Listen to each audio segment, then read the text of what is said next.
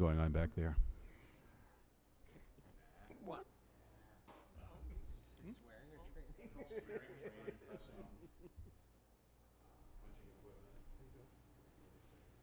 Okay. Okay, I'm ready. I'm all set. Let's go. Okay, good evening and welcome to the August 1st, 2017 of the Town of Wareham Board of Selectmen meeting. Again, we started the meeting at 6:30, went into executive session for reason number 3 to discuss contracts with a couple of unions. We came back out at 7:06 approximately, and I guess we're ready to go. All 5 present selectmen are present, town council and town administrator here as well. Next up, Pledge of Allegiance. Maria Oliva, would you lead us in the pledge, please? Pledge allegiance to the flag of the United States of America and to the republic for which it stands, one nation, under God, indivisible, with liberty and justice for all. Thank you. Next up, announcements. Selectman Tropiano? No, not right now. Okay. All set, thank you. Selectman Whiteside? We'll talk later. The Minot Forest School Study Committee met last Monday, I think. Huh? Yeah, pretty sure.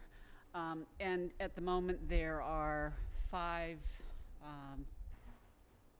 proposals that are being considered by the 23 or 25 member committee. That committee is working up against deadlines that are very, very close. So the people who are on that committee will be working every other week or maybe every three or 4 weeks at most to get presentations before the town for a shovel-ready fall of 2018 possibility. There are 25 total school projects in the MSBA pipeline, and ours is at 78% reimbursement, I think, which is pretty good. But we do not want to fall out of the queue. No way. That's it. Thank you. Why don't you go ahead? Thank you, dear. First notice, the Board of Selectmen will not be meeting next week. We will be meeting on Monday, August 14th, instead of on Tuesday, August 15th. We'll be meeting in room 27. Next, this Saturday is the Blues Festival. Starts approximately 10 in the morning. The actual, I think music starts at 12, goes till 5. While that's going on, we have the Pan Am Challenge coming through town. If you walk out in the street, you probably get run over by a bicycle, so get ready for that. It's always fun. I don't care what you want to call it. They don't give us any money. Also, on Sunday after the Blues Festival, they could always use help cleaning up in the area. It'd be greatly appreciated. The following week is the Cape Verdean Festival, which brings probably between 20 and 25,000 people to town. Hope everybody goes out, enjoys it, and has a good time. We have another car show coming to the Do you want to Tremont. pick up after them too? No, they're a full crew themselves. They didn't ask for any help. Okay. So it's fine. Should I continue? Sure. Okay, dear. Like you said. You in a hurry too? Keep it down. Yes, dear. Her. I'm getting abused again, guys. We have another car show coming to, looks like Tremont Nail, on September 2nd. Is the plan right now. We're going to try and do a car cruise with a drive-in movie, and I believe we're going to try to see if we can get the Fairhaven Roller Derby team in to serve the food from the food trucks to the actual people at the facility. It'll be interesting if it actually works. Mr. Sullivan is already cringing. His insurance, it's okay. The biggest event really coming to town in a long time since the 2014 celebration is the Vietnam Wall. It starts on August 17th. Does it go to the 20th or the 21st? 21st. 21st. We'll have speakers every particular night and everything there. The opening ceremony is the 17th. It's a really important event for the town and for the region. I'm hoping everybody goes out and takes a look at it. even though it's, like I say, a half size, it's really imposing. I'll guarantee you, anyone in my age group at least is going to have at least 3 or 4 people on that wall that they know. And we got also, I'll read the whole thing. Put on your rock and roll shoes and stroll down memory lane. Join the Friends of the Wareham Veterans Council for our last blast to bring the Vietnam Moving Wall to Wareham. August 5th, 7 p.m. to 12 p.m. Place Wareham Elks. Dance to the sounds of the fabulous Billionaires. Prizes for the most authentic doo-wop outfits. Tickets $30 a couple, $15 individual. In advance must be purchased at Dog Days Coffee and Onset or Rockland Trust Wareham. At the door will be $35 and $18. Okay. Peter, you want to read this since it's a bunch of words and you'll, in a hurry, will save time since you speed read? Oh, okay, yeah, this is, periodically we receive reports from the state. It's the last drink data, and basically what it does, it tracks all of the operating under the influence convictions that happen in your town, and they figure out through court testimony or whatever where the person had their last drink. And, you know, rather than reading this whole thing, I think I'm just going to say that I'm proud that none of our pouring establishments were cited in this most recent quarter. Got a clean bill of health. We got a clean bill of health, so I don't have to sit here and read all this rigmarole. But we're appreciative that the Attorney General does track this. It helps us in our licensing capacity, and so we know who's doing what they're supposed to do. Is there anything else? I'm done, Dan. I just have the one announcement. Meet me at the Tremont, August 26th, 5:30 to 8:30.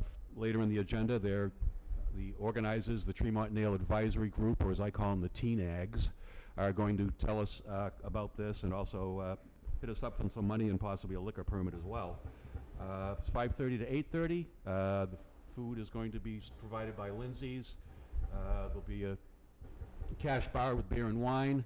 There'll be entertainment by the Cranberry Crows Concert Series with the noted pianists of Kirk Whipple and Marilyn Morales. There will be art provided by the Bourne Wareham Art Association and also the Sandwich One, and you will be asked to vote on which piece of art you think is the best by ballot. There will be a photo booth, and there will also be a, I don't know if I'd call it a movie, but a running presentation by WCTV that will show concept drawings, discussion of the history of the site, some previous video that was done of the nail facility when it was open and everything else. So that's August 26th, 5:30 to 8:30. Tickets are available on the Cape Cod Canal Region Chamber's website and also at the Gallery Consignment Shop on Main Street. And they're $35. And for $35, you get quite a bit of entertainment and food. And that's what I have for announcements. Next up, citizens' comments. Are there any citizens who'd like to address the board tonight? Mrs. Slavin, what a surprise. Please come up. It's the gift that keeps on giving.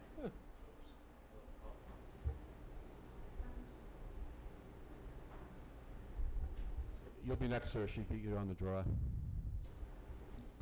Thank you, Sandy Slavin. 3 pages. Regarding the continued hearing on the liquor and more store, at the last meeting, I was surprised to hear that it made a difference on which side of the highway the liquor store was placed. I was quite surprised at that, and I still can't find anything that says why one side of the highway or the other makes a difference. We're actually not allowed to close the hearing, so... I'm sorry, it says continued hearing on the agenda. It doesn't say it's closed. But the public comment period is closed. Unfortunate- The hearing itself is open for us to vote, that's it. Well, it doesn't say, I'm sorry, it doesn't say vote, but may I finish? On that score, I prefer you didn't, because it could call into question whether we allow other people to speak to the matter. Okay, even though it said continued hearing, that was surprising. No, All right. the hearing is not over until we actually take the vote, but we do close the public portion off with a vote. And then we consider our own deliberations as part of the hearing, but Okay. it's not part of the public All being right, heard. so I won't talk about Hilltop Browns or Wines and More. Okay. Now, one of the things later on in the meeting, you have authorized expenditure of EDIC funds for Meet Me at Tremont. I know this is all done, all settled, whatever, but when I went to the government website, EDIC funds would be used for redeveloping a project, or decrease unemployment, or take care of a blighted area. I understand why EDIC could be used to support and promote Tremont Nail, but I'm surprised whatever funds that might be derived from this event are not going to be used to rehab the bathrooms at Tremont. Every time we have an event there, we must put in porta potties. Instead of supporting a scholarship fund for the Cape Cod Canal Chamber, which has nothing to do with Tremont Nail, it would have been nice if the funds would have been set aside to rehab Tremont Nail and give us a bathroom that works as opposed to bringing in porta potties every time we have an event. Well, you'll be pleased to hear that later on, I may make a proposal for a town meeting warrant article that for-profit events out there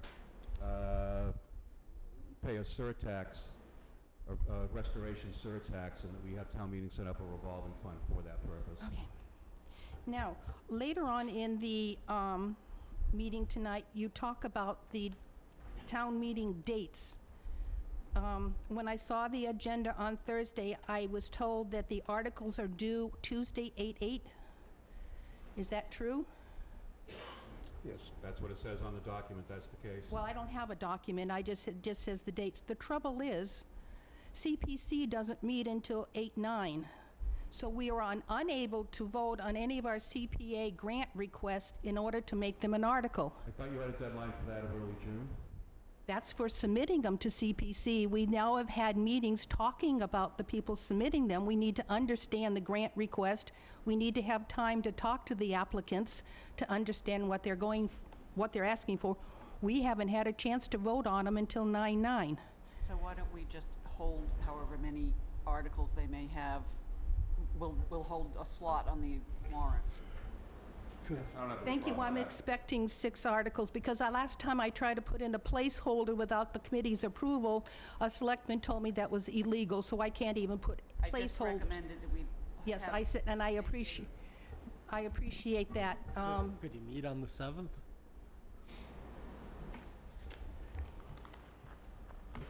Thank you.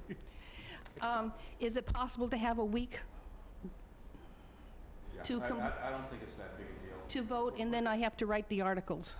Frankly, I think everybody is a little frustrated by the amount of lead time it takes to create a warrant here, and I think it's something that we're gonna have to look at in terms of amending the charter, possibly straightening a few things out. We'll discuss it tonight anyways. We've got it we've got, town meeting articles, Well, that's part of why, our agenda going forward every meeting anyway, so I think perhaps we have to look at the charter and see if we can play with okay, it. thank you. I just wanted to make people aware that even the auditorium roof wouldn't be approved until after the articles were closed, and would miss another whole cycle of town meeting votes. And thank you, If I Ms. could ask- Whiteside. If I could ask, have you been meeting regularly? Yes, we are meeting every 2 weeks. Not having any quorum issues any longer?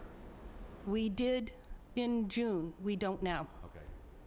We have someone from Historic Commission step up. We've lost someone from the Housing Authority. So we are down that person, and we're down a citizen at large. So we're down 2 out of our 7. Okay. Okay. Now, this is a question. A while ago, we submitted a request to call some play equipment surplus material, and that was done on June 14th. I've heard Who submitted that? the chair of the Open Space Committee. You would want to request to be on the agenda for that if you have a question, or just talk to the no, town administrator? No, it was a No. request to us to have it done. Was it? Yes. And then, now, Well, and that was Didn't we back, do it? well, no, No, we didn't. Mr. Titlebaum, you were not put on it because it went to Mr. Sullivan and Ms. Whiteside, because she's the one that did the surplus equipment for Oakdale, so I figured she could quickly do this for the other 3 playgrounds we have. okay. But we now have an issue that on July 26th, we added the play equipment at Oakdale, being the 2 basketball stands need to come down. We're resurfacing that playground, and we need those stanchions down so we can resurface the basketball court without those 2 poles getting in the way. So if something could be done at the next Board of Selectmen's meeting, I'd appreciate it. If you'll send me an email reminding me of that, I'll get it on the next agenda. I will resend this to you. Declaring May I it, ask a question? declaring it surplus is for disposal Yeah. purposes. Yes. Yeah, you can Poles take it thrown down away. anyway.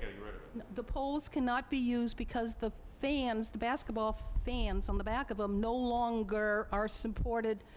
The So the attachments, poles are going. the poles have to go because whatever's you. available So won't they fit can on just be those old taken poles. down, and frankly, then it would be You up can to take them Menard. down, you just can't get rid of them. Right, You can and put 'em then aside Menard- for now. You can take them down anytime you want. Yeah, Mr. Menard can either surplus them if he wants or MacGyver Exactly. them for Yeah, something they else. take 'em But back we've to the also, point. we've had equipment taken down at the West Wareham School. It's been down for almost a year, and it's still laying on the ground, and we can't get it removed. I'm concerned about people getting up there and That's an playing issue.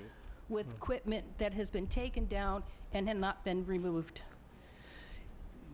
And thank you for your email this somebody's gonna go afternoon. pick it up. I got here without a problem. Thank you. Yeah. I did it, I think she had 5, Quickly. actually. since you wouldn't allow me to do a half page, so I'm down to 2.5. He said he made. Okay, is there anyone, the gentleman here would like to speak to the board? Come up, sir. My name is Paul Ennis, East Wareham, Boynton Avenue. I want to address the board collectively because through citizen comment, because I don't know any other way to do it, about a pooling draining problem. It's, you know, all these people here without big problems, this neighborhood's in, but I hope you give me some time to listen and maybe some direction. You'll have to, when you're ready to speak, you'll have to use the, Sure. Yep. If I want to pass these out here? Sure. Thank you, Mr. Chairman. Before you start, if I could just ask, have you spoken, first off, is this a public way? And secondly, have you spoken with our municipal maintenance? In both cases, the first question, I don't know the answer. Second one, no, because I thought I'd come here and you could help me, know which way to go. no, it is not. I'll actually ask, while you just tell us briefly what it is, I'll ask Mr. Sullivan Sure. to just take a look and see if this is a public or private way, because there's different answers to different situations. The pooling is occurring on Boynton Avenue. It's a dirt road, dead-end street. It hasn't been graded for a while, so I assume it comes under your category of not being a public way. The issue I'm addressing here is the fact that we're collecting all the water that pools there from Glen Charlie Road, which is certainly a public way. And I think the town should have some stewardship towards that issue. The first page shows you how drainage goes from Benjamin Drive down into Glen Charlie, and then it just has to flow down to Boynton Avenue. It has caused a pooling area there, which is roughly a foot deep, and it's maybe 15 feet long, 8 feet wide. And it's just erosion from constant use since grading. There is sort of a natural drainage, as I indicate there, DD, which is probably 20 yards away from this pool. But the road has to gain about 12 inches of water before it can even flow towards that direction. And again, I think the gradient on page 2 shows you the pool, the hole, and the grade on the third page shows you how it flows down from Glen Charlie. And again, I feel that there should be some stewardship for the community, for the town, to assist in that problem. I'm even thinking there could be some Chapter 90 money, because Chapter 90 can be used. I don't know that we could expend it on your property. What we're going to do is I'm going to ask Mr. Sullivan to ask the Director of Municipal Maintenance to go out there and take a look at the drainage conditions along Glen Charlie Terrific. and to get back to you. Yeah. So, We'll need to We're also going to need to find out if this was an actual subdivision done, whether that drainage ditch was done by someone building and originally did that, et cetera. There's a lot of questions we have to ask, unfortunately. Yeah. Well, you have that DD, which is drainage. Maybe, well, it may be, but if this was a subdivision put together originally, then the person who did the subdivision would have had to have some kind of drainage on the property as well. So I don't know. We have no idea what's going on here yet. This probably predates any stormwater management. How old are the houses? In the 50s. Yeah. The subdivision law came in 54. All the subdivision did, but stormwater was really never much of a consideration even then. At that point, as long as it ran off your property on somebody else's, all was good. Actually, water was considered the common enemy of common law. Rich could attest to that. Yep. But we will refer this to our municipal maintenance director, and we will get a response back to you. Thank you, Mr. Chairman. Do you have his contact information on there? I No. don't think it is. It's not there. I'll give you something. Thank you. Thanks. Okay, we're already, let's see, are there any other citizens who'd like to speak to the board tonight?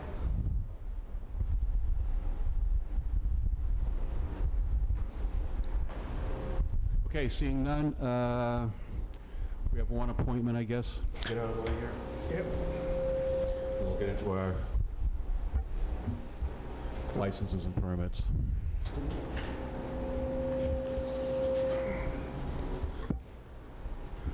Okay.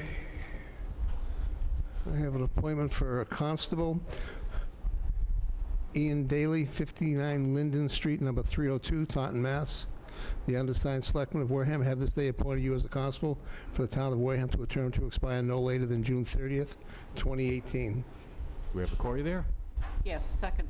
I figured I'd beat you to the punch on asking the Whiteside question. It's right there. I know. Thank you. Okay, motion made by Clerk Slavin, seconded by Selectman Whiteside. All in favor, say aye. Aye. Opposed, abstained, 500. This person is now a constable. Licenses and permits. Continued hearing on the application for an alteration of premises and change of location of a year-round retail packaged goods store all alcoholic beverages license to Patriot Spirits, Inc., DBA Liquor and More, 1618 Seth Toby Road, Wareham, Mass., under the provisions of Chapter 138 of the General Laws. Good evening, gentlemen. Yep, we're back in. We have a full board tonight, so I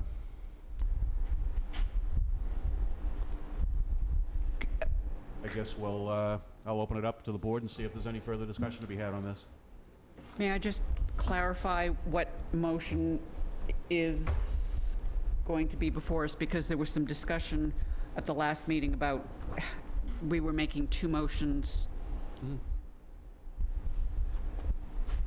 Right? Yes. One was the transfer of license, and then the second was the moving of the location. Yes, two separate pieces. Two separate pieces. That is correct. Thank you. Well, No, I think the question would be, Tony has any questions? He wasn't here. And right. All set. all set. No questions of the applicants? I'll make a motion to approve the transfer, give me the thing, please. The transfer, I have to read the thing off.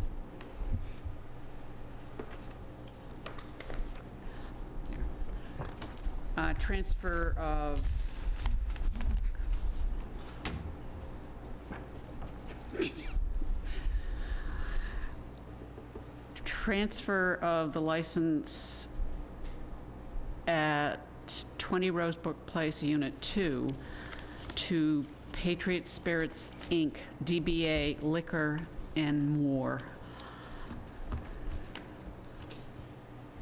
Second? Second?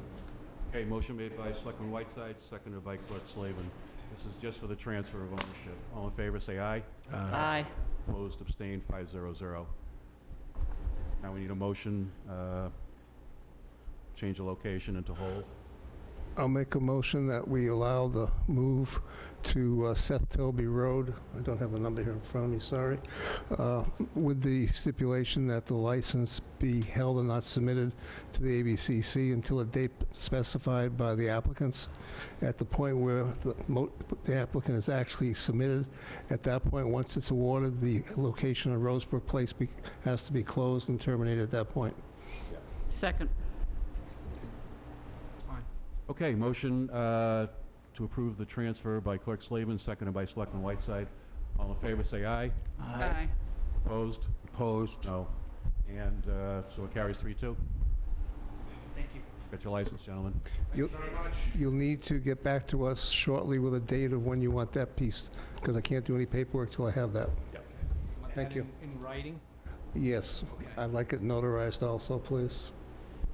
Thank you. I just want to make the comment that I don't think this was a completely cut and dried decision for any of us up here.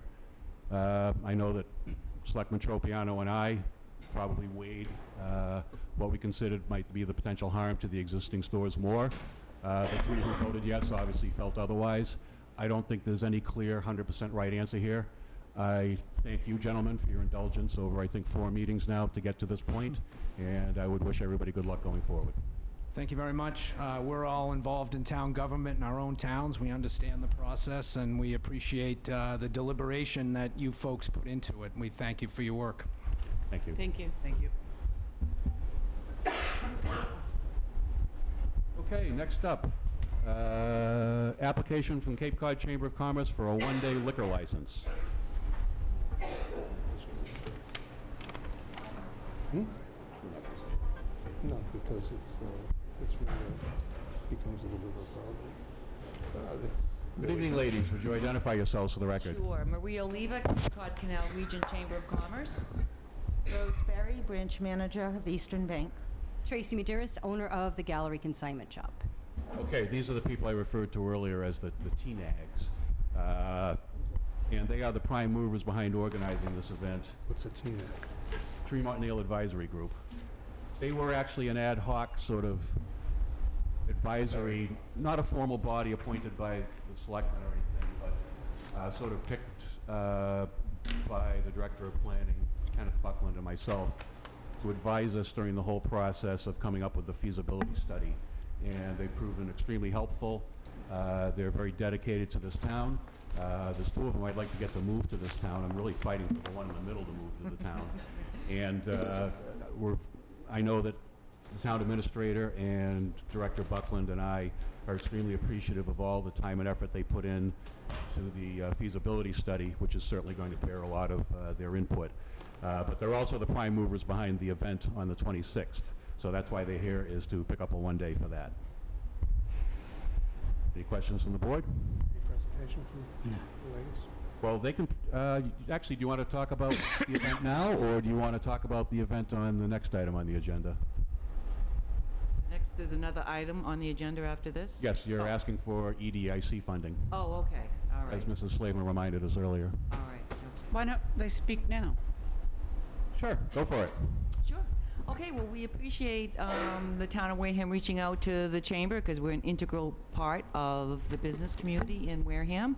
And I appreciate being on the Tremont Nail Advisory Group along with Rose and Tracy here because we really were able to garner some input and derive a lot of information from the public hearings you had on the Tremont Nail Factory. I had not been there for many, many, many years and had a my eyes were wide open when I took the tour of the buildings, realizing that they do need some rehab. But I think there's hope at the end of the tunnel, and I think that the town moving forward with the CPA funds to take a look at this property is a good decision. I think it has to do with economic development, part of which is what our event does.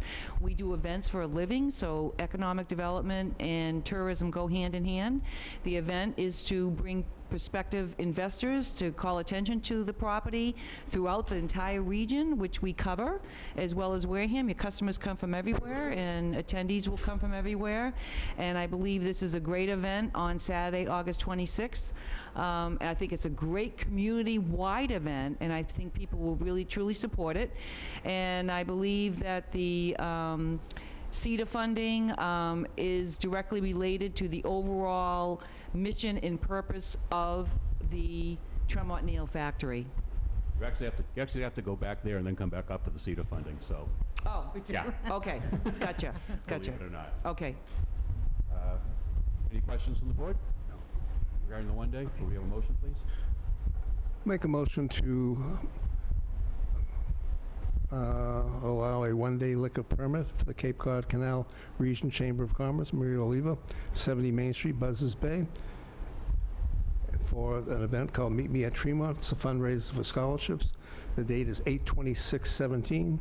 It's at 5 Elm Street, in case someone doesn't know where it is. The time frame is 5:30 to 8:30 p.m.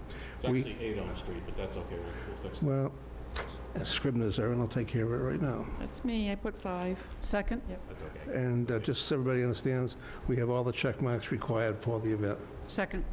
Okay, motion to grant the one day from Clerk Slavin, seconded by Selectman Whiteside. All in favor, say aye. Aye. Opposed?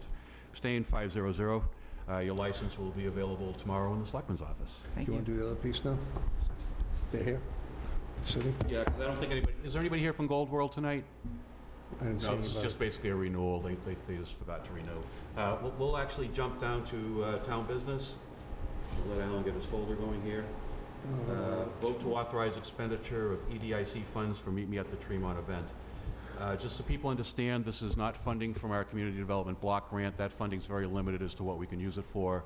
Typically, it's for social services, helping people who are below sort of the poverty line with home improvements and things of that nature. This is actually income that was garnered years ago, some of it even under the old Economic and Development and Industrial Corporation before we created the CETA department in 2004. Another thing that I should just get out there is I did confirm with Attorney Bowen that in the absence of a functioning Community and Economic Development Authority Board, under the Acts of 2004, Section 8, the Selectmen do have control over everything that happens with CETA, and so our vote tonight is a perfectly lawful one, should we vote to approve these funds. How much is it? I believe the request was for $6,000. $6,000 was the request. Is that 6,000? Yeah. Selectman Slavin? I just want to add one piece to this. Since this is going to generate a profit, hopefully, the one request I think that's reasonable for us here is that the scholarship fund that's going to be generated, since we're using town funds, that we specify that the scholarships be used for Wareham students only. I think it's reasonable, since the town is expending the money, that any profit goes back to the actual students in the town of Wareham. That was the plan from... That was our that was intention. their intention in I any know, way. but it wasn't So, specified, so I right. want to make sure the public Make sure understands. you put that in your motion then. Well, but just for clarification, it could be a student who lives in Wareham who goes to another academic institution. It's just a student who lives in Wareham. Thank you. You don't have to pay to go to Wareham High, so... And to follow up on what you said before, EDIC, the term is an accounting function for us. It just means the non-CDBG funds. Correct. And those are There's nothing to do with complete- any grants. Right, and that's completely unencumbered funds, so. Now, is there anything else you'd like to say about the event, or... I think I said it all, unless Rose and Tracy Yeah, want to... why don't you add your thoughts? You're up here. I think it's a great opportunity to bring some awareness to Wareham. I'm looking forward to the future. I think this is going to help make Wareham a destination for the Cape.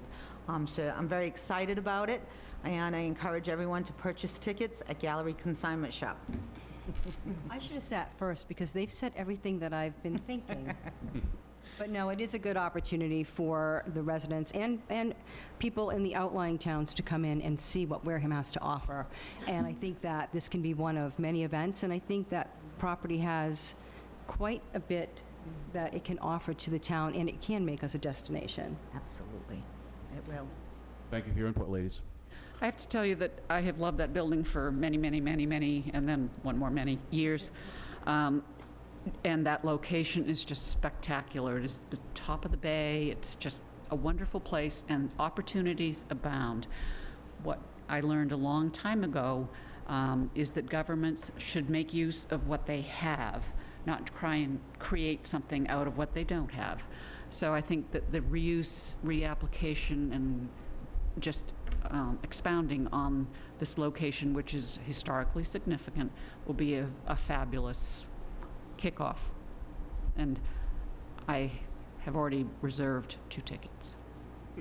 That's not the same as paid, is it? Yes, I've actually paid Selectman Whiteside. Yeah, well, Sorry. no, She's good for it. yeah, I'm good for it. I don't have the money on me. I never carry money anymore. Anyway, may I make a motion Go to debit. authorize expenditure of $6,000 of EDIC funds for the Meet Me at the Tremont event on August 26th of 2017, With the condition. with the condition Scholarship money used. that the for- scholarship money generated be used for a Wareham student. Second. Okay. We have a motion by Selectman Whiteside, seconded by Clerk Slavin. All in favor, say aye. Aye. Opposed, abstained, 500. It's unanimous. You've got your funding. Go ye forth and spend. Thank you very much for your support too, Peter. Thank you. Yes. Thank you all very much. Thank you. Have a great night. And we look forward to seeing you out there on the 26th, and thank you for all your work on this. It's Thank you. very much appreciated. Good night, ladies. Can we go over to the Veterans Council since they're here? Yeah. We get them in and we can go home. Exactly.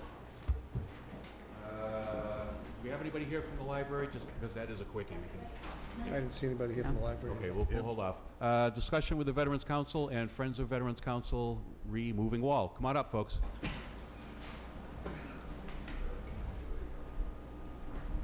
To Marilyn. You're not hiding. I have some handouts to pass out to you gentlemen and the ladies. Yeah, approach the bench.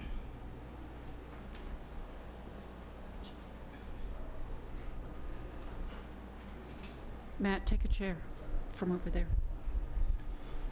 He's just showing off he's in good shape. I got that part.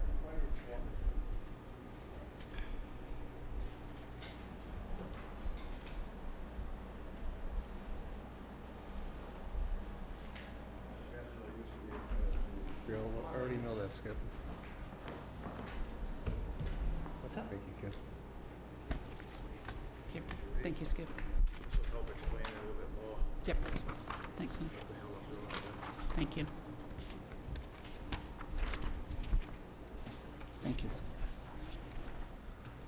Thank you so much. While we're sort of sitting here, the person that the Newt Anderson track is actually named after died earlier this week on the West Coast. He was a record holder in track and field in Wareham High School, which is why the track was actually named after him. First of all, on the list, I'd like to call my wife, Jean, President, and Eileen Claver, Treasurer, to come forward and talk about the financial goals. Closer. Pull out one closer, yeah. It's green.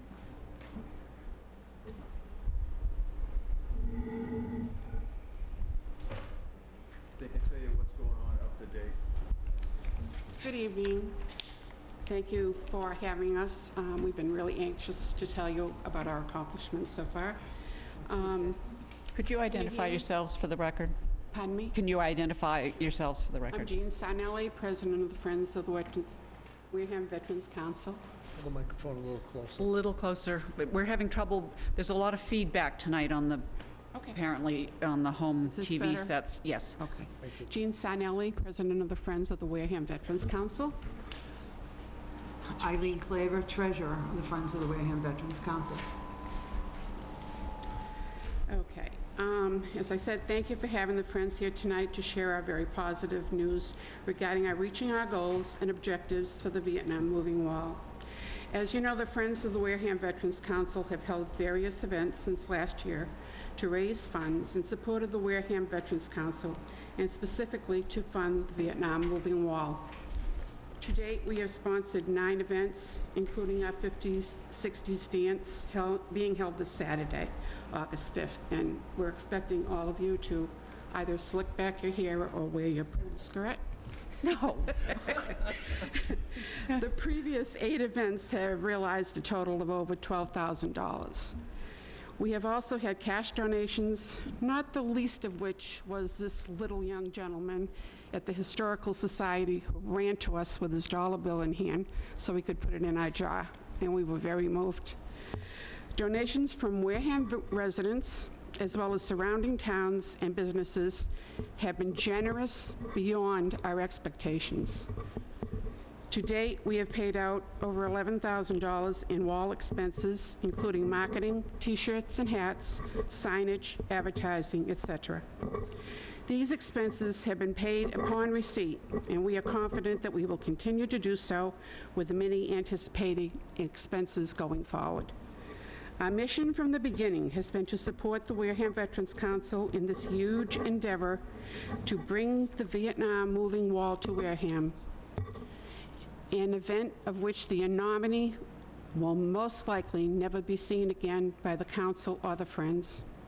It was a major, concentrated effort by the Friends and a personal goal for each of us. All donations earmarked by donors specifically for the wall have been tagged, accounted for to date, and applied directly to wall expenses.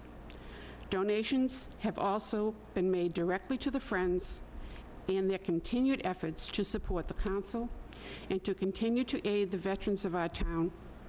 From the beginning, we have specifically stated we are not a one-and-done group. As with bringing the wall to Wareham, we are committed to bringing comfort and recognition to our veterans. We are sure that the Representative Gifford's support and our being considered for the state grant to support our fundraising efforts is on everyone's mind. So, at this point, I defer the subject to the Friends Treasurer, Eileen Claver. Reorganizing a little bit.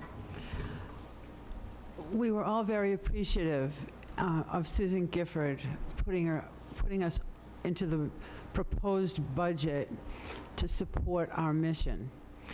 When that happened and it went out into the news media, everyone was very excited that we got $25,000.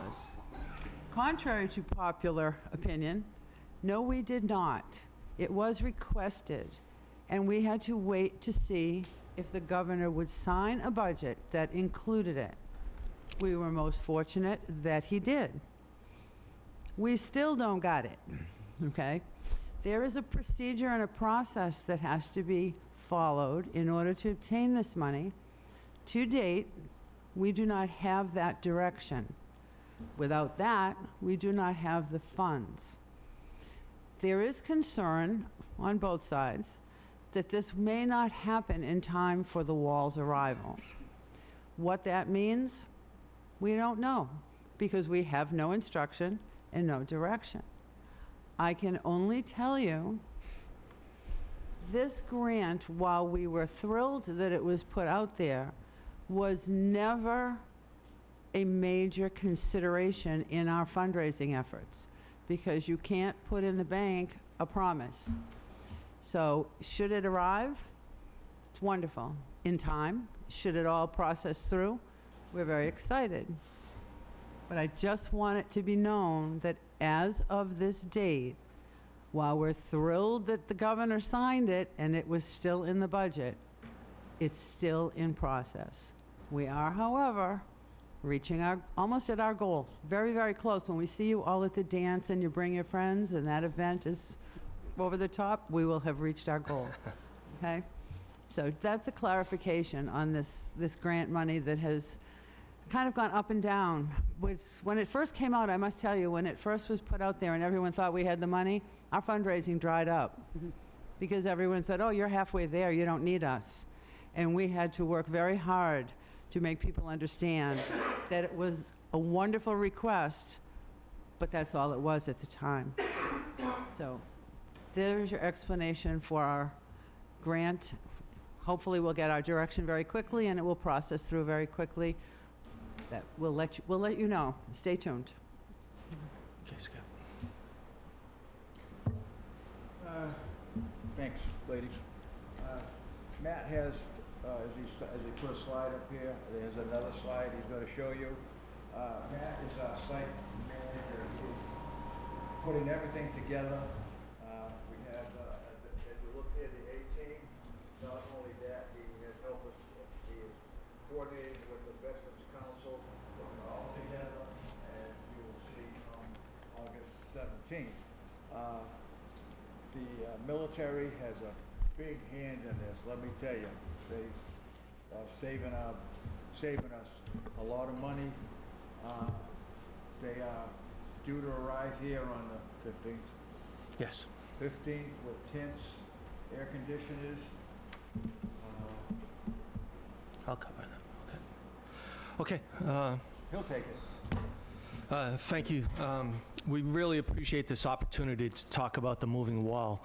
Can't tell you how excited we are for this event to occur and how grateful we are to the Board of Selectmen of Wareham and the surrounding communities that play such an integral role in this event. It's been inspiring for all of us on this committee to see the community rally together in support of our veterans from the Vietnam era. This first slide up here shows the schedule for the key ceremonies for the week that the moving wall is here. Each day will have a theme.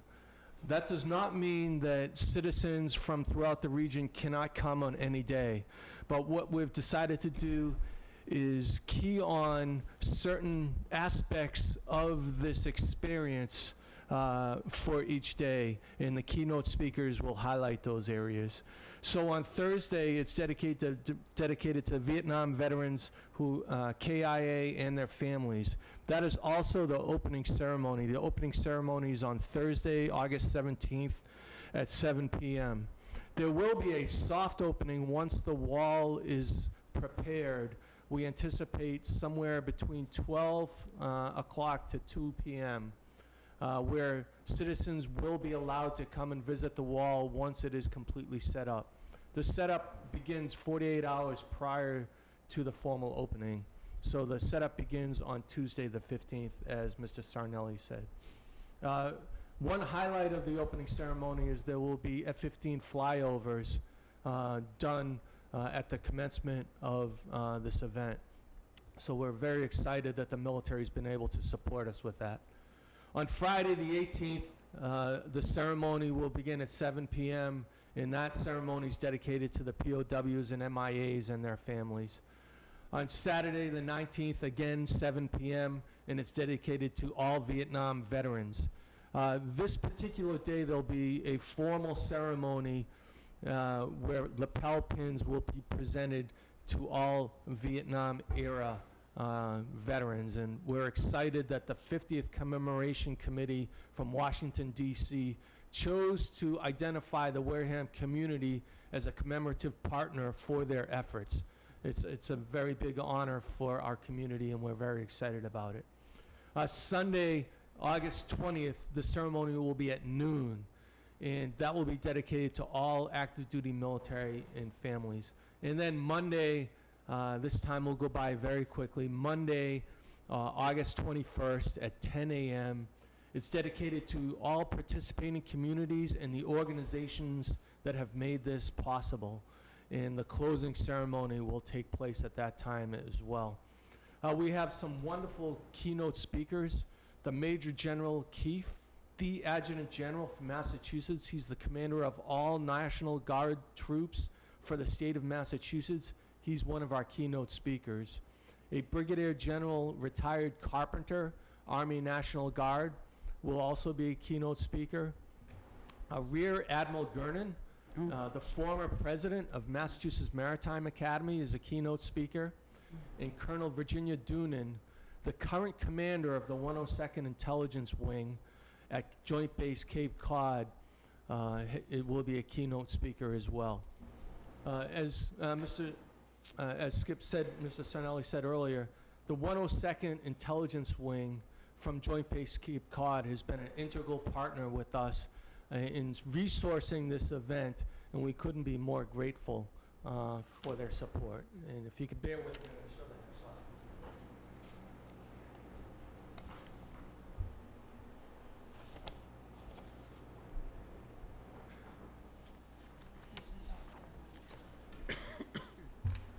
In addition, on Sunday at 2 p.m., the Elks Club is also holding a special ceremony at the wall itself. So 2 p.m. on Sunday. This is, I know it's small, so bear with me.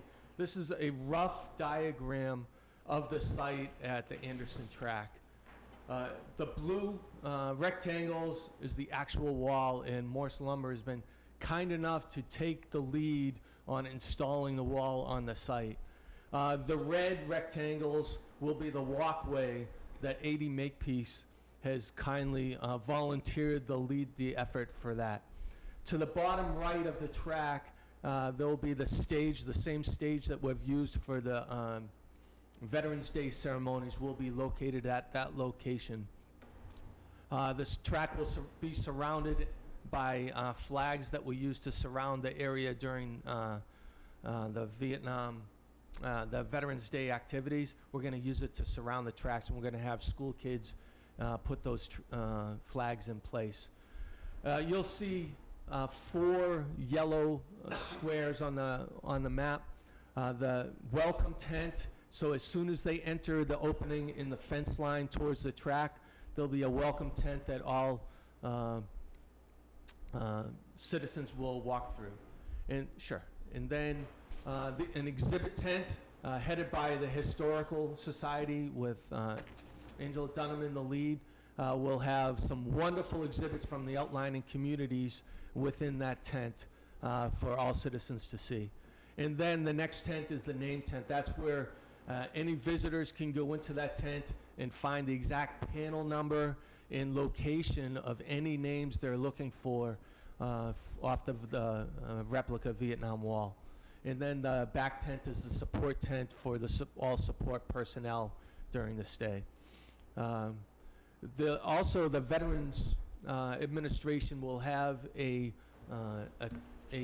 RV with a emotional support group available 24/7 the entire time for any people that would like to see a certified counselor. So this Veterans Administration van will be available to any citizens. And there will be a first aid tent. The Red Cross there will be staffed and prepared to deal with any incidents that may occur. We will have portable latrines on site and a lot of other decorations. Taunton has been very nice to donate for use a 17-foot by 24-foot American flag and POW flag that should look really nice on the site as well.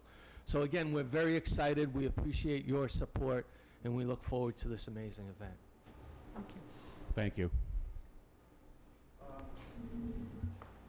John McGonigal, who is our parking, transportation, and actually security, he couldn't be here tonight. He's having surgery done on his eyelid. He has a tumor there, so we wish him get better real soon. But he has given me his report. I'd like to read it. On August 16th, the arrival process at approximately noon. The moving wall will be arriving in the area from Pennsylvania. A sanctioned police escort procession consisting of police and fire vehicles and various motorcycle groups will form at the Mattapoisett Park and Ride lot and escort the wall through Mattapoisett and Marion into Wareham. Traffic and parking. A traffic control plan is in place. This will be augmented by police details at peak hours. Volunteers will be assisting motorists in parking lots. Signage for parking and traffic controls have been printed with additional signs and equipment to be loaned by the police department and municipal maintenance department. Handicap parking. Sufficient handicap parking will be designated with assistance provided to disabled guests, for disabled guests as needed. Shuttle transportation. Shuttle transportation will be provided around the site by volunteers using golf carts. Additional GATRA will be providing transportation during peak hours from remote lots in areas, nursing homes. Security will be provided around the clock, primarily by volunteers, including members of the Elks Lodge, Patriot Riders, and Marine Corps Leathernecks groups. Security will be augmented by Wareham Police patrols. John McGonigal did a good job on this. Any questions on that? Nope, sounds very comprehensive. Any questions Okay, from the board regarding the arrangements to set up the traffic control? Marilyn Donahue? Oh. Marilyn Donahue, personnel recruiting, volunteer management, and training. Thank you. As I'm sitting here, I'm reminiscing. It was about, 12, 13 years ago, I came before a very different Board of Selectmen, shaking in my shoes to plead on behalf of a library. In that time, I've served in other capacities, the Finance Committee, worked with other events, been at many town meetings. I can tell you, I have never seen an event in this town that is so non-controversial, greeted so overwhelmingly supportive. This board, every department that we've spoken to, the school department, the citizens, this is just so validating for me to know that we are really pulling together as a community. So I want to thank you all specifically for that. I've been working within the community and looking for volunteers, and of course I've been working for about a year doing this, 6 months or so. And now everyone's realizing it's happening. They see the signs up, and I'm getting overwhelming support on that. We're putting it together. Tomorrow night in the Town Hall Auditorium at 6 o'clock, we'll have a volunteer training meeting. If anyone has not already signed up, they're all welcome to come. It takes an overwhelming amount of people, as you can hear from what's already gone on here, this team that it was put together, full of professionals doing a wonderful job. This is going to be an amazing event for the town. We do not know what to expect. We don't know what the weather's going to be. That could change it immensely, the turnout. It's summertime. Will people be at the beach, or are they on the Cape and will come? We don't know. We could have 2,000 people. We could have 20,000 people. So we have to be ready for the most. Just very excited about this, and looking forward to seeing what happens the next few weeks as it comes together. Thank you. Okay, Angela. Angela Dunham. Well, you're next on the, On the 10-minute agenda that I was told to limit you to. How much do I have? 20, I figured 20 would be 40, so. we said Okay. 10. Okay, we have Angela, who's in charge of expeditions and memorials. Thank you. As Skip has told you, I have been asked to be in charge of the exhibits, the exhibit tent, and I have a prepared piece here. Tomorrow night, preceding Marilyn Donahue's volunteer meeting, I have a meeting, same place, same venue, Wareham Town Hall Auditorium at 5 o'clock. I have been in touch with members of the 7 communities, of course Wareham included in that 7, to ask veterans and families if they have Vietnam-era memorabilia that they would be willing to loan, since we're going to have, as Skip has told you, I'm sure, 24-hour security for the event. The tent will have a table for each of the 7 communities, Wareham being one, and each of those tables will have a frame with the KIA, Killed in Action, list from that community. It's been quite an education speaking to some of these veterans and speaking to the members of the community. I actually just left Carver, a Board of Selectmen meeting, and came here straight from there to discuss their participation. It has not been an easy task, as I'm sure you can appreciate the sensitivity of the subject matter.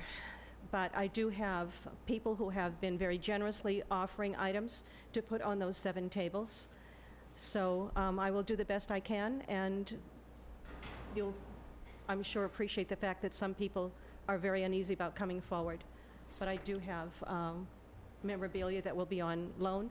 I was very lucky this past weekend that they had an art show in the Methodist Meeting House, and one of the gentlemen there had a grid system where paintings were hung, and I'm going to be able to hang uniforms and so on on that grid system. He very generously donated that for the event, so things sometimes drop out of the sky like that did for me.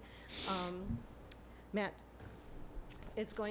Denton is going to be joining me tomorrow when we go to Plymouth in the morning. They have an incredible display there in Pilgrim Hall, and we are going to be going there and picking up some items there, so thank you, Matt. And that's pretty much it. I hope that people from Wareham who have Vietnam-era memorabilia, and we're talking about ribbons, maps, photographs, news articles, that kind of thing, if they would come forward and reach out to me, I would be very appreciative. Thank you. That's it from us. Any questions for us? We have something for you Before we do that, before we do that. simple question, what do you need from us? Well, Attendance. That's what I'm asking, when and where and meetings what. like this is very good. Well, you're going to have opening ceremonies each day. You know, you need to let us know where and when you want us. Okay. It's important that we be there, I have one more thing. but we need to know. We'll let you know. Go ahead, Angela. All right, I thank you. apologize. Jean, I'm sorry, Jean, excuse me.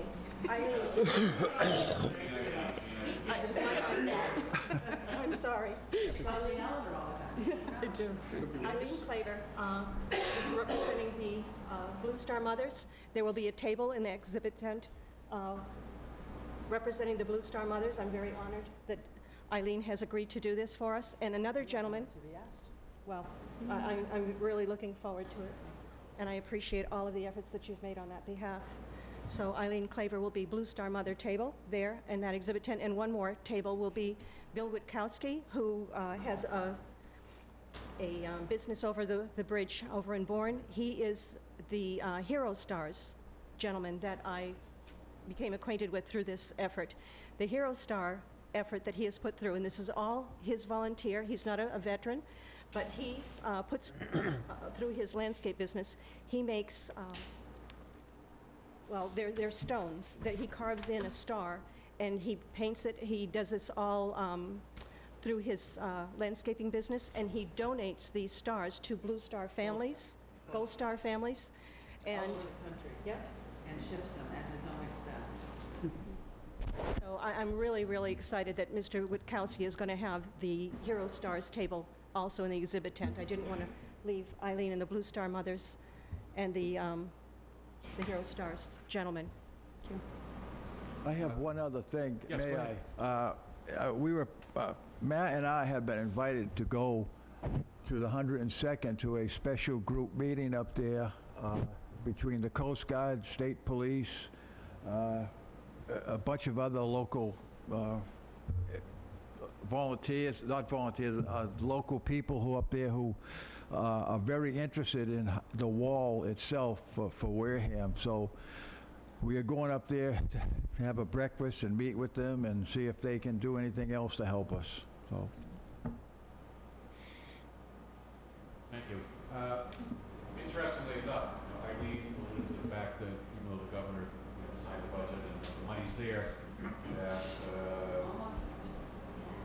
yeah, you can almost touch it. We actually, Representative Gifford follows our meetings, and she texted both the town administrator and I and said that they haven't received any direction yet from the Department of Administration and Finance as to how it's going to be dispersed, but she will certainly be the first to know, and then she'll be... We actually talked We to actually were in touch with them, with their office, and they said the same thing. Asked her point of contact, which is Jean. We said, as soon as we know, you'll know. Yeah, so she's on it. Thank you. May Else from the board? may I add to Mr. Slavin's point, I would just ask, obviously, your continued support, because there will be some disruption. When this wall comes through town, it's going to be impressive. We're going to try very hard to make sure everyone knows it's coming. In fact, we spoke with Matt Underhill briefly. I don't know if it's been formally put to you, but for reverse 911 to let people know, because it will come in with the motorcycles, and there'll be a flyover for the opening ceremony. There will be noise and disruption, especially in light of what happened earlier at the schools, that we want people to know that this is a good event, that there's a helicopter flying around on Monday. And we're also going to notify local businesses, because again, we are not providing any concessions at the time. We will have water available, we will have coffee and things for volunteers. But the visitors are going to be on their own in the community, so we're going to let the local businesses know, and we want to talk that up, that, to expect hopefully a lot of activity that weekend. We also have to emphasize, this is hallowed ground when the wall is here. It's similar to being in a church. It's similar to being in Arlington. There's no disrespect. There's quiet. There's a lot of love. There's a lot of sadness. There's a lot of stress to our veterans. It's important to us that people know this is an event of a lifetime, and we appreciate all your support. Okay. I'm of the era of the Vietnam War, and unfortunately, as you have all heard me say, it was an extremely difficult time for our country and for the people who lived through it, and for the people the families whose sons or daughters may not have lived through it. So, this is from the Board of Selectmen. It's not really a proclamation, because it doesn't have any whereases and wherefores and thereafters and all that other good stuff. From August 17th, 2017 through August 21st, 2017, a replica of the Vietnam Veterans Memorial will be located in Wareham, sponsored by the Wareham Veterans Council. Known as the Moving Wall, the memorial lists, in order by casualty date, the 58,307 men and women who died or were reported missing from 1957 through 1975. The Vietnam Veterans Memorial in Washington, D.C. is located on a 3-acre site previously occupied by a World War I munitions factory. The design for the memorial was chosen from over 1,400 entries. The criteria for the design were that it be reflective and contemplative in character, that it harmonize with its surroundings, that it contain all of the names of those who had died in the war or were still missing, and make no political statement about the war. Over $8 million was raised from private donations to build the wall. The memorial lies on an axis which directs the eye to the Washington Monument and the Lincoln Memorial. The polished black granite walls reflect the image of the person standing in front of it, connecting that person to the past as well as to the present. In its simplicity, the memorial is a powerful statement of honor and sacrifice. The town of Wareham is humbled to have the moving wall as an honored guest, a memorial that contains the name of 4 of our own citizens and allows other veterans a place to remember, contemplate, and grieve. Please join us in recognizing August 17th, 2017 through August 21st, 2017 as the days of remembrance, reflection, and commitment to community as memorialized in the moving wall. Beautiful. Thank you.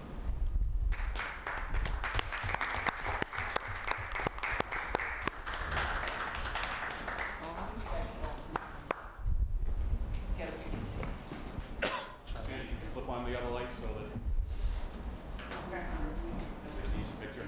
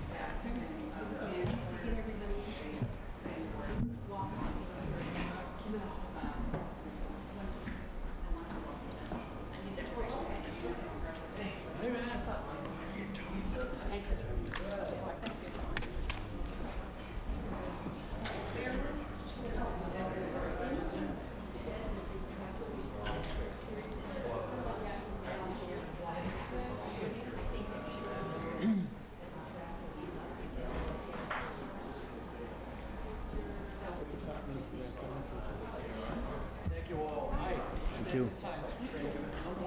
So, Skip, take it back to the selectman's office maybe tomorrow, because the better thing will be on. I think so, yeah. Janet, put it into a better thing. No, we have nice ones that are on a wooden backing. Okay.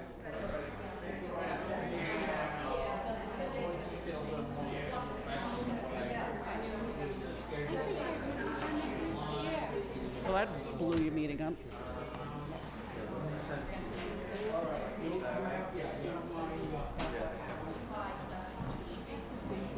You have mine too.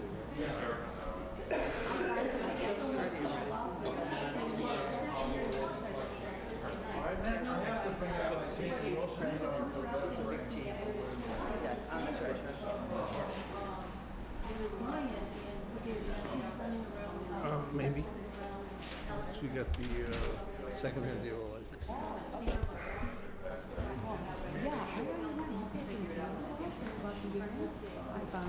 Okay, so I have a check. I will have a check for you. That's fine. I found it in my, Okay, hurry up to get ready. okay, thank you. Going back on the agenda here. Ladies,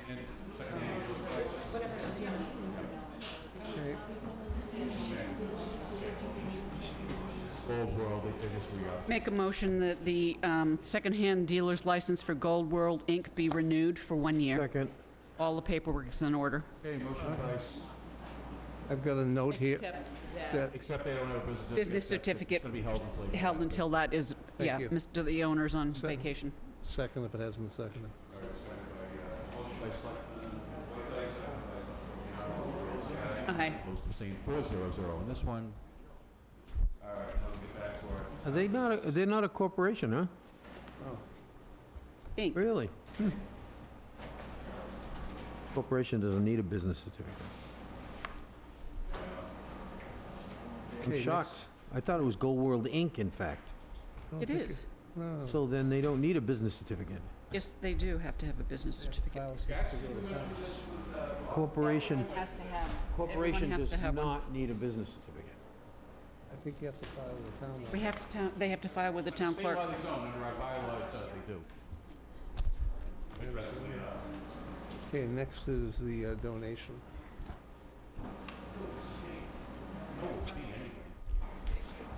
Move to accept a We donation from the Friends of the Wareham Free Library, Inc., in the amount of $5,000. Motion by Selectman Whiteside, seconded by. All in favor, say aye. Aye. Abstained, 400, and we thank the Friends of the Wareham Free Library for their generous donation. You have to sign. $5,000. That one's you. Okay, next we have veterans. No, you don't. Next, we have established dates for fall town meeting, which was discussed earlier. Read that one? You can read that. We need to take a look carefully to make sure that if we're going, Janet's already gone over. yeah, but if we're going to change. Owen, Claire, and myself, so The only thing is, if we close everything on August 10th, we have a policy 88-9, no later than 30 days before the warrant closes. that's not actually what We're going to have to play with some stuff, I think, Yeah, sir. because it's really putting a stress on everybody unnecessarily. Go ahead, go for it. Unfortunately, it's our policy, so That's ours. we'll read it in, and we'll waive it as needed. Okay, Town of Wareham, Board of Selectmen, 54 Marion Road, Wareham, Mass. 02571. Process for calling a town meeting, October 23rd, general business.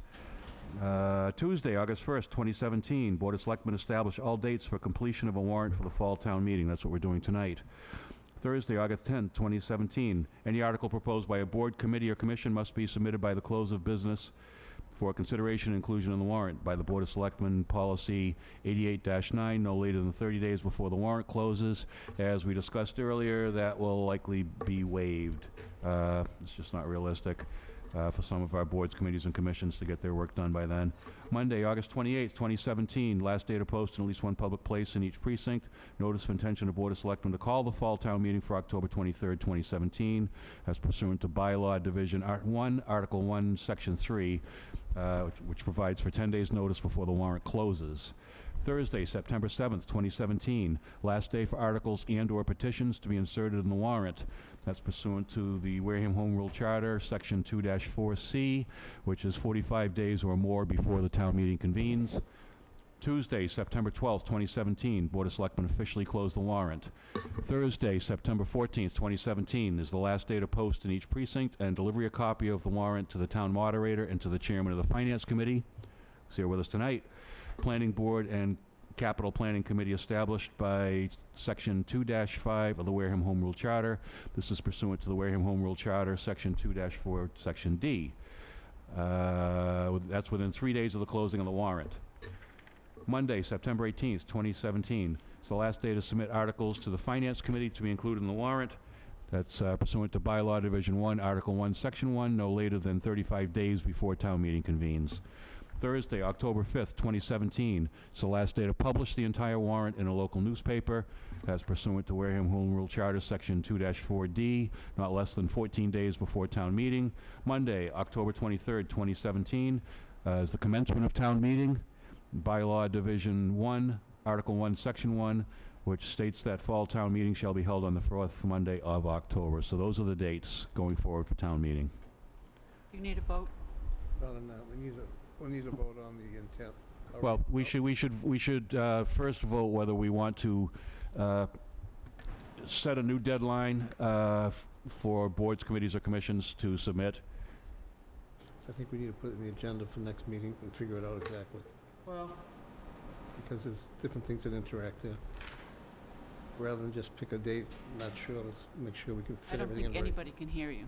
No, I'm just saying, we probably should just wait till the next meeting, just to make sure we have the windows for the different rules all set up, so we don't run into some of the regulations. Well, It's already been reviewed by Mr. Titlebaum, Ms. Wilson, and Mr. the only thing we're talking about here is to waive, basically, as it stands, the last day for September 7th is sort of the deadline, which is 45 days or more before town meeting convenes. Everything else before that is really pursuant to our policy. The deadline we set for August 10th, 2017 is our policy, 88-9. So we're free to waive that if we so choose right now. And I think that might be a relief to your wife if we did. So moved. I move that we waive Selectmen's Policy 88-9 for the fall 2017 town meeting. Okay, we've got a motion to waive. Do we have a second? Second. Second by Selectman Tropiano, and this is with the full understanding that September 7th, 2017, you can't go past that. Okay, all in favor, say aye. Aye. Opposed, abstained, 500 on that.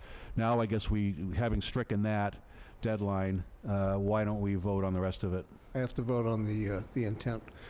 I'll read it off. Notice of 2017 Fall Town Meeting, Commonwealth, Massachusetts, Plymouth, to either the constables or the town of Wareham. Greetings. In the name of the Commonwealth of Massachusetts, in accordance with the provisions of Division 1, Article 1, Section 3 of the bylaws of the town of Wareham, amended, you are hereby directed to notify and warn the legal voters of the town of Wareham that the Fall Town Meeting has been called by the Board of Selectmen to be held at 7 p.m. on Monday, October 23rd, 2017, at which time the business of the town meeting shall be transacted.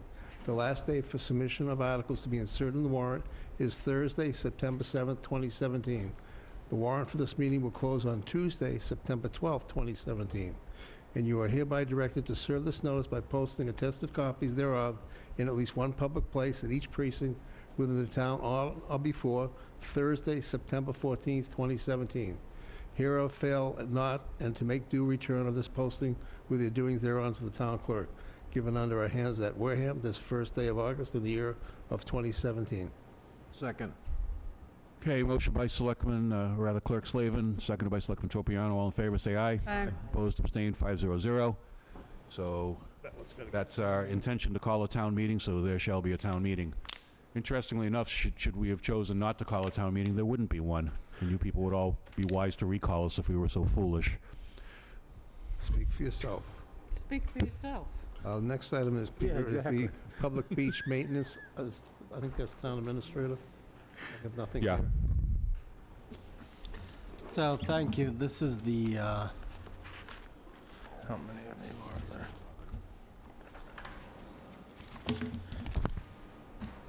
This is a packet from the DEP, which will forward down. And this is on the beach nourishment program. So we've had requests from not just the past few weeks, but we're always receiving requests for people. Just bring a dump truck down and add more sand to the beach. And you're the town, you can do that. So that's, you try to explain things, but it doesn't seem to flow about some of the restrictions that we face as the town as well. I just want to give a little bit, there's basically 6 steps or so that they talk about in here. One is determine if the project is near endangered species habitat and in or adjacent to shellfish beds, vegetated shallows, spawning areas, or rocky subtidal habitat. Detail the impacts of a proposed project on these areas. Can you tell me any town beach that does not have these areas in it? All of them do. All of them do. So, determine wetlands and waterways permits required from Mass DEP or other agency approvals for the project and note application timelines. So, just picture dollar signs. That's all engineering. It's all the engineering costs on here. Determine the profile of the receiving beach. The placement of dredge sediment should take into account the profile of the existing beach and location of the dredging area. If the proposed nourishment profile varies significantly from the existing profile, then the material will adjust quickly as the beach system tries to reestablish a slope, resulting in less material on the beach as material is shifted into near shore region of the beach. And that continues on. Determine the grain size of the receiving beach. You actually have to take samples and determine the size of the beach, the sand, or grain, if you will. Come on, I mean, this is... Characterization of the receiving beach material is vital for successful beach nourishment. The first step is to develop and implement a sediment sampling analysis plan. Sampling locations, methods, the number of samples, what methods will be used to composite representative samples, and how grain size distribution will be determined. Characterize source materials and determine best dredging source. Now, this is if you're going dredge. There's other, there's other ways, but you got to match up grain sizes in case you didn't know that. That's a good thing. I've got a tale to relate from 1970 about that in a minute. Develop a beach monitoring maintenance plan. So, what I'm saying is none of this stuff is cheap and none of it's what can be done at once. However, remember that. I do believe we need to somehow get to step 6, which is develop a maintenance plan for our beaches.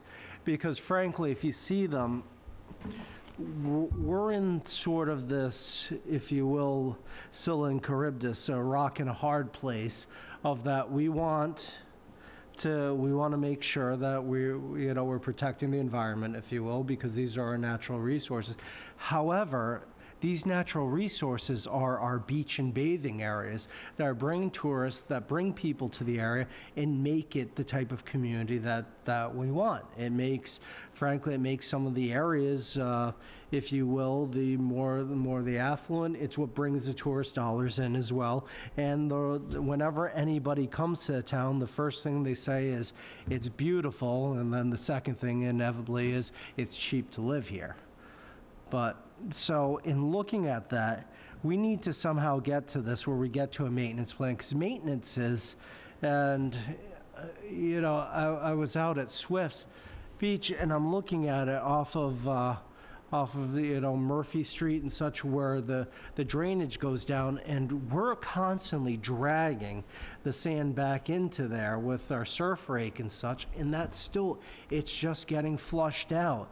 If you look at the size of the beaches, the only reason Onset has the expanse it has is that was a major dredging project that deposited on there. What is it? and I'm sorry, I'll probably butcher. Stone Was it Bridge. Yeah, Lookout Rock, is that what they're calling it? They did it on a stone bridge, and they Yeah. put all that dirt up, all the sand back The- up on the beach. The major rock there, where you see in the postcards, where people are 16 feet in the air, is now a few feet above the sand. Well, imagine if it was 16 feet down again, it would be underwater. So we need to somehow straddle maintaining and being conscientious of, wetlands and such, but keeping together what we have as our primary resources in this community. I mean, I don't even think it's necessary, but I've got slides on there of dead trees, dead, not coming back, they wouldn't come back in a zombie apocalypse. These things are toast. And it was brought by the municipal maintenance director, who's also the tree warden. We need to cut these down. And he was told by the conservation area agent that, you need to file an RDA for that. And that's all engineering costs. And so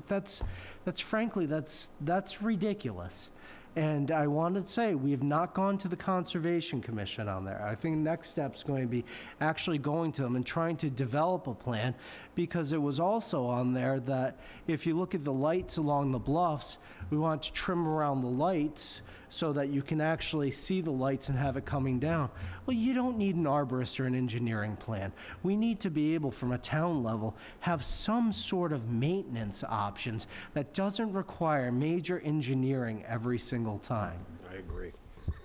And I also think that what we're going to have to do is have if you will, a beach nourishment program, and maybe we're going to have to start through this whole process, this beginning process, and go through it. And thereafter, it's considered maintenance, because we need to be able to keep these beaches, having sandy beaches. We looked at what we've done in Little Harbor, where we put the sort of the pylons on it with everything. You look at the grass that's now growing and attached there, that's encroaching onto the sandy beach. We can't touch that grass anymore. That's part of what the wetlands with conservation. However, so now you have less of a sandy area for folks. And frankly, I mean, I looked at some of them, you have little paths going through, but we need to utilize these beaches. So this is something, the level of frustration, and I share with the municipal maintenance director, is how do we actually do the work that we're supposed to do and maintain these areas without, frankly, spending what you're talking about, probably $200,000 of engineering costs every year. It's money out the window. Yep. Selectman Whiteside? Galveston. What? Galveston. Galveston? Galveston. Mother Nature is going to rearrange the beaches any way she feels like it. 1954, you don't remember, but I do. Those buildings all went down. Hurricane Carol and Edna in 1954. 1938, I don't remember, but my parents did. And huge amount of moving of sand, buildings, boats, cars, etc. You can't stop the natural erosion or accretion of a beach. It just doesn't work. And Galveston is a perfect example of peeing away federal funds to rebuild a barrier beach. Nuts. Hurricane Sandy, New Jersey. Look what they've done. They've done nourishment on all their beaches again. So the thought is then, we might as well just give up and stop letting people go to the beaches and turn it all into marsh grass. Well,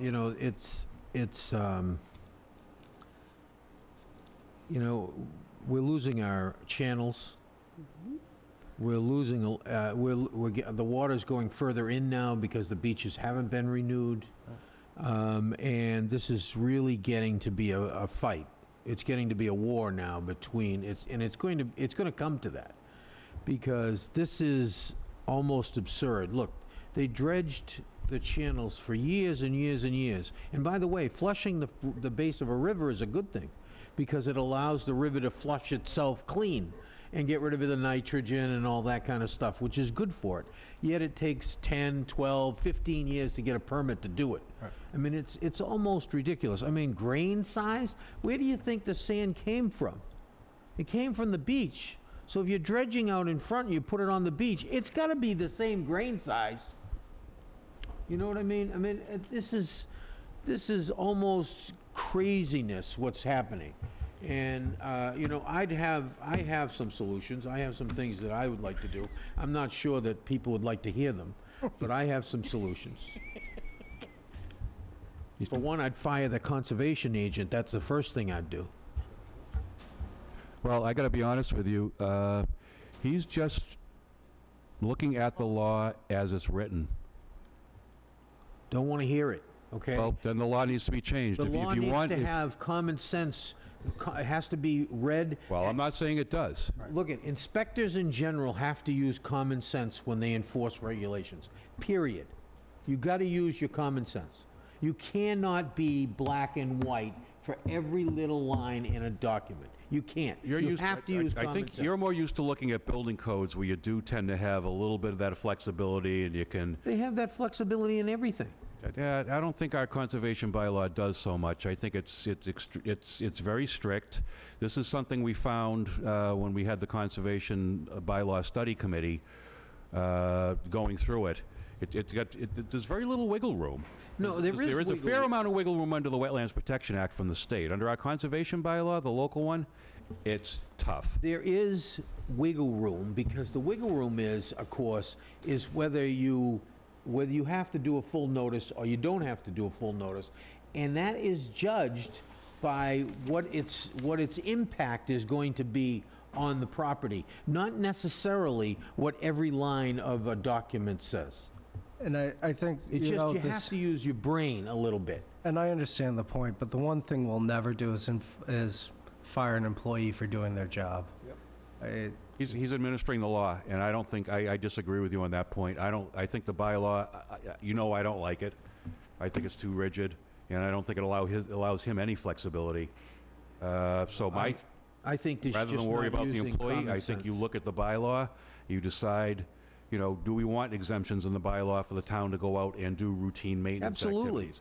Do we want to work with the Conservation Commission and the conservation agent in developing a beach maintenance plan, which I think is what the town administrator is suggesting here, and with the Department of Environmental Protection, because we do have to satisfy the state requirements as well, come up with something comprehensive and revolutionize how we treat these public properties, because right now, we're handcuffed.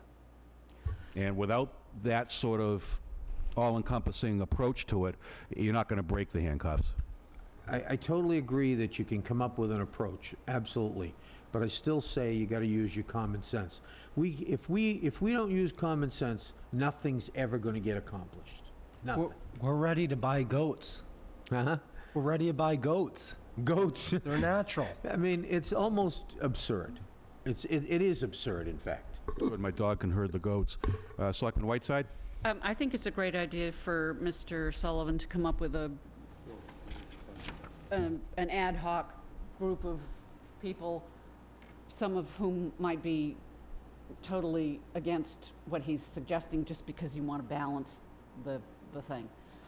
But I think that it's up to him he's brought this forward, he's in charge of the departments, and I think it's up to Mr. Sullivan to put together a group, an ad hoc group, not a, blah, blah, but to come back to us with some recommendations about how you think this should be done. Well, and you've already basically said what you think should be done. Yeah, I mean, we're the policy board, so it would come back through us. Yeah. In the meanwhile, I think we're also on just the bluffs with those trees and such, because frankly, one of those is going to come down on someone. I think we'll go to I'll request, see if the Conservation Commission would allow me on the agenda, and see if we can't speak to them, or maybe even do a walk with them. Isn't it a You just got a public thumbs safety up from the issue? vice chairman back there, so I'm guessing you could probably ask. Isn't I'll it a cancel that bolo, Sandy. Public safety issue if something's about to come down? Yes. Isn't it a public safety issue if the tree's gonna come down? Yes. Then I Yeah. don't see what the problem is. Yeah, and we understand we would take, right now our thoughts are, take it down, don't disturb the roots, because they're keeping the Right. soil down and such, but. Leave a foot. Alan? Just because we don't have a vehicle in place to do this, it shouldn't stop us at all. What we really need to do is say, okay, this is an issue, there's no solution right now that sits on the table that we can do. Let's write something up. The Marine Resources Group at one point actually wrote up a harbor management plan, which had some of this in effect. Actually, I'm a not pretty saying we good one. use that particular plan. You can take pieces off, but let's go ahead and put something together, give it to the state and tell this what we want to do. The state way back, I'm going to say 20-plus years ago, accepted from Wareham the first harbor management plan that was ever submitted. We're the first town ever to do it. So let's go ahead and just do this. Tomorrow, I believe it's in Plymouth, if I'm not mistaken, Derek, there's a meeting from the governor, lieutenant governors. They've got a fact-finding group out doing dredging, looking for input on dredging, north coast of Boston, north of Boston, south of Boston. I know Gary's going to try and be there. It's going to be a group where there'll be input. While we're there, I'm going to be there tomorrow, I believe. And besides just dredging, we'll talk about, beach, nourishment, et cetera. If you bring it up and there's enough noise for it back and forth, maybe the state will actually step up and put this into an overall plan. They did it when they were talking about redoing the seawalls and stuff. If everybody remembers, I went to that particular meeting and asked for dam remediation and stuff at that point because they had nothing at all there and they added it to the program. So let's go ahead and push it. We have the ability to do it. Yeah, I mean, you look out on the Cape, Sandy Neck Beach is a lot of cobble now because of what they deposited out of the offshore there, so. We have a citizen who's actually volunteered his sand. It's all good. Are they Should be done. sand grain experts? Yes. Okay, we should go move forward on it. Okay, then. Well, you know what, I'm going to keep throwing this on the agenda. Yep. I think this is important enough to just keep as a rotating item. It's a major piece of what we do in this town. Yeah, As far exactly. as, for Are we going to be a tourism, for tourist everything. destination, or are we going to be a ghost town? We've got to figure it out. People buy homes here for the beaches. Yep. Let's see, we got through that. Town meeting articles. Yep, town meeting articles. We did get a list sent out from Janet. I don't know Yes. if you've got it there or not. Yep. Yeah, if you could pull it up. Yep.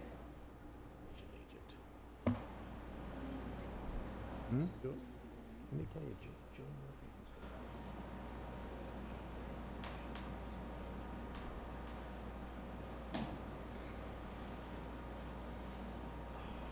You know what concept? He has no clue what common sense is. Here you go. And that whole conservation. You want me to read them? Sure, go ahead. Okay, so we have an article for a year-round malt and wine pouring license, a tree canopy bylaw, a fixed surety bond bylaw, a revolving fund enterprise fund bylaw, and a receipts received for appropriation article, as well as the ones that we've already mentioned. Right. There's another one possibly to add. What's the enterprise bylaw for? That's the thing that comes out of the Municipal Modernization Act, I think. Actually, what are Derek we could speak to enterprising? that. That's it wouldn't be an enterprise fund, it's the cable television, public education, governmental access, special revenue fund, so the PEG But grants. that's not. No, well, you can go two different ways with it Well, now. it's got to produce money if it's Right. going to be an enterprise fund, otherwise you got to shut it down. I absolutely do not recommend doing it as an enterprise fund. Absolutely not. 'cause However, it won't we survive. we have to do it as a special revenue fund, and we're going to have to appropriate those funds at town Absolutely. meeting now. I totally agree. So that would be. Right. Okay. Well, we'll change what that is then. Yeah, Yeah. that's what this is all about. Still talking about what the. I did mention earlier the possibility of setting up, and I checked with Derek, and he checked with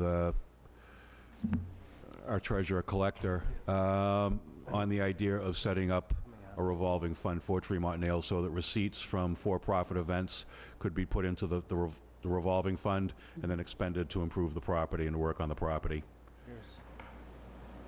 Any thoughts about that? Yeah, I That's like all that right with idea. me. I mean, you know, That makes sense. Okay, it's... and that's hey, something we hey, can add to the You're list. gonna need a lot of money, so you better figure I out know, a way to get I it. know. Well, if I look at, I don't look at that 2009 report too often because I get disheartened. You know, that this is an elephant that's going to get eaten one bite at a time. Yep. Gonna need a lot of money. I'm trying to think if there was much of anything else. We've already put 5 or 6 things on it, or we've suggested. Yeah, but trying to think if there's anything else that was brainstormed. Well, you've got the, The Malton. you also have MGL, we need to accept MGL's Chapter 40, Section 22A, 22B, and 22C for the parking meter receipts, or else that's going to go to the general fund, so. I saw somebody sent one for a renewal of the septic loan program. Yeah, and that was Peter Sanborn for that. We should be out of those, the last round should be, I think we're down 60,000 left, and by the time we go through this whole process, we'd need another round, so. Round 9. Okay. Yeah, I know that, sorry. There's from Mr. Buckland, we have the recodification of the zoning bylaw. So I'm gonna check out some of the public options. A solar bylaw, Kendrick Road abandonment of right-of-way, 43D expedited permitting zoning. We've had enough people get on board with that where it makes sense. And there's also the hazard mitigation plan grant, and we might be looking for our portion of the 25% match, which would be 15,000, so that'd come out of free cash. So, Do you need appropriation for that? Yeah. yeah, so we'd have to do it as just I'm trying to figure out if we Would be a want to do. transfer? No, well, yeah, it'd be a transfer from free cash, but I don't know if I want to consider its own article, or if we want to have a free cash article with a series of subsections. Okay. So, I know but that the if you can give me a few to think about how we want to do that. Yeah. Probably the latter. I know the cemetery commissioners are going to have 1 or 2 articles to bring forward. And I believe there'll be one coming from water pollution control. Next one. So, Shocking. Be a busy meeting. and then we'll have the capital placeholder, so it'll be fall FY18. Well, just so everybody's aware, we have 2 actual meetings before we close the warrant. So over the next couple of meetings, we're going to have to concentrate on this. Yep. And I don't think I'll necessarily put a lot of anything else on here, because I don't want us to focus on these articles and getting things done, because it's already starting to, now we're already up to about 10 or 12. Right. And I think we really need to devote our attention to those. Well, 2 of them are simply rewrites. One of them is the good old mobile home. We gotta have a budget article and all that, because we gotta balance it. Yeah, I mean, there'll be the usual Yeah, back and forth that we do, but Boilerplate stuff. and, yeah, and the, I mean, we're already heading towards a 20-something article warrant, so. I'll double check with the schools. We know that they're going to want to create a special education stabilization fund, for which we'll put approximately 200,000 in, and they have a bunch of capital items as well. I think theirs will be a total of almost, I think, 400,000 to 600,000 if you include the stabilization fund. did you say $400,000 to $600,000? Correct. Yeah. And then we'll do a transfer from free cash to stabilization and also to OPEB. So that's why I'm thinking we can sort of handle those all under one omnibus article of free cash transfers. So about 150,000 in stabilization to continue that. And OPEB, you know, we've been looking at some of the free cash estimates, but we could be up to about 500,000 for an OPEB transfer. That'd be good. So. Cut the liability down.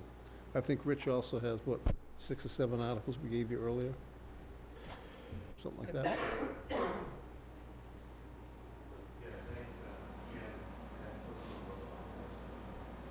I think there's more than Yeah, I'll work over the next day or 2 to try to collect everything from everybody and get just a memo out to the board. so that these are the things we think about going into the meeting on the 14th. So I think it would be good to have them all in one document. It's almost time to start shelling out a warrant, but at least if we just have a list, we can work off of that and add to it as we need. Ms. Barrasso and Ms. Wilson have a very good system going. Yep, But I know. they've- I'm not going to get in their way, believe me. Yeah, they believe me. Screw it up. Yeah. 48 hour. Yep. Does anybody have any 48-hour business for the board? No? Okay, town administrators report. Thank you, Mr. Chairman. I did do, a lot of that was for the conservation stuff. However, I'd ask that you put on the next available agenda and just clarify that in executive session, the Board of Selectmen did approve the patrolman's contract 500 and also the Wareham communication officers dispatcher's contract 500. So if we could just do that in open session at the next one, that'd be Yes. great. It'll be on the agenda for the 14th. Just to clarify once again, we're meeting Monday, the 14th, over at Room 27 in Town Hall. We're not going to be here on the 15th. So for anybody who came in late, that's... And will be- 14th, I believe, in here will be the next Bay Point That's correct. Planning Board meeting. Yep. I'm returning on the 14th from Canada, so I don't believe I'll be back in time for the meeting. Even if I was, I'd claim my plane was delayed, so that's fine. Okay, all right. Just make sure in relation to the articles that you may seek, you may just want to give us a bit of your thought process ahead of time. Same time. Yeah, Selectman same time, Slave. but over in the other. When you get a chance, it'd be good to get the financial report for the last quarter, the end of the year. I think the Finance Committee might have already, but I don't think we have yet. No, nobody does because we still have not set the final revenues. We still, if you remember, you booked the revenues roughly 30 days out. Yep. So today would be the first day, or it would be the 32nd day, I guess, but I'm just pushing it in advance for you. Is there anything else from your report, or you? Okay, liaison initiative reports. Selectman Tropiano? All set today. I'm going to be quiet. All set? Selectman Whiteside? Two things, just remind all of the boards and commissions and that their year-end report for the town report were due yesterday to Susan Green. And second of all, the planning department and CETA department offices have been renovated, cleaned up, and white-sided, so Yes, Whiteside decorated. white-sided very well. gold, silver, bronze. Gold, silver, and bronze. Do you have anything for us? Of course. Okay, first on the moving wall. I've been trying to help the organization as far as going to different towns in the area. We were at Carver last week, and the town of Carver is supporting the program. They're putting it up on their website, and they're going to do a bunch of different things for the town as well, which was good to see. I think it's the last town in the region that hadn't done anything at that point. We had a resident request on Swiss Beach Route 6 about a traffic light information. Just want to let the public know that I'm probably going to get information in late September on the status of that. So just let them know it's in process. The initial study was done. There's more pieces to go before we get any answers. In Barnstable County, there was the state put on a seminar on senior issues, et cetera. It was quite interesting. All the different organizations were there, promoting their particular interest in the seniors.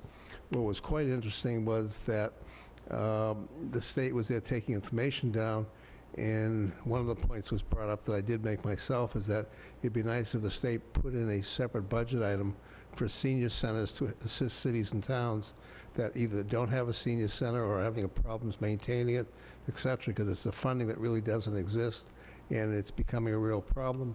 Wareham's over 30% of the population of seniors. Down the Cape, it's worse.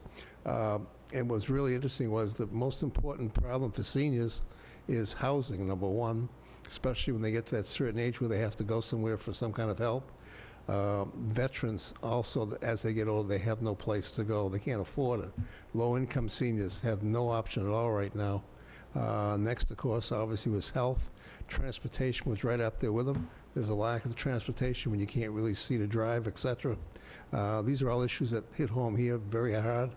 And it was really interesting that almost every town there and every agency has the same basic issues. Those three are overwhelming, and the numbers are they're almost as telling us that there is a major crisis coming, not just for our area of the country, but the whole country, and that we're not recognizing what the senior issues are going to be, and it's going to inundate us to the point that it's going to probably collapse the system. So we need to, as a town, start to look seriously at the seniors and figure out what we're going to do, because we're going to have to face it sooner than later. Interesting trend, and I'm sorry to interrupt. I think it's just about, or it has happened, millennials have taken over the baby boomers as the largest voting bloc in the nation. Yeah. It's interesting how the generations roll by. It's all come through. As mentioned before, the planning board will be meeting on the 14th. They met, we didn't have a meeting, so they've been on Monday before. It looks to me as if we're probably have a fairly good possibility of actually getting a decision on the 14th. It should be very close. I don't know if they're going to have to go to another meeting or not. It's a radical change, in my opinion, from where it was as of 3 or 4 months ago. I didn't have much faith in anything, but it looks like it's going to happen finally. It's embarrassing to have a project go 2 or 3 years, though. You're talking about the Bay Point project? Bay Point project, yeah. It's just, it just doesn't put a good vibe out for people wanting to do something in Wareham. It's just too hard. So that's all. I have a few more things, but that's all I need for today. I'll pick it up next time. Yeah, well, the one thing I will say is that I received a text this evening from Representative Gifford, who said that the governor had signed the bill that essentially finally legalizes the lease of the Onset Bathhouse to the Buzzards Bay Coalition. So that's been taken care of. We've already entered into that agreement. We had the signing ceremony down there already, but it was subject to the legislation getting through, and that has taken place. So that's important. I'm sure the coalition is thrilled that that's taken place, and we are as well. So we look forward to them actually really getting in there and rolling up their sleeves and cleaning that thing up. One more thing I forgot. It has nothing to do with us meeting anywhere. The governor did sign part of the marijuana laws and stuff, and we need to look at that closely, because it's putting a lot of pieces in place now, because everything was kind of delayed. It's a good thing we did what we did as well, but there's pieces now that have been held up and now have been signed, so it's going to be interesting to see where we go. I'll get another update from Brighton Associates for the medicinal marijuana clinic. Because there's still, rumor is halfway around the world while the truth is still tying their shoes. The rumor is that we're holding them up.